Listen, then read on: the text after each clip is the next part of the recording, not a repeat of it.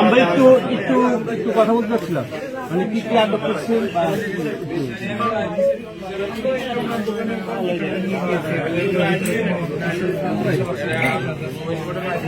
কি জন্য, মানে এখানে কি পাওয়া গেছে?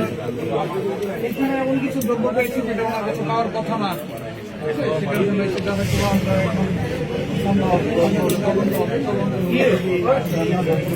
থাকে আমার সমস্যা নাই। আর যদি তদন্তে প্রমাণিত হয় যে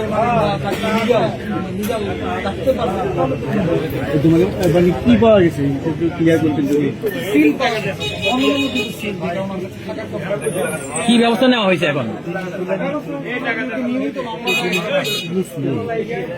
আমরা কেউ লাখ করতে জিজ্ঞেস করতে পারবো?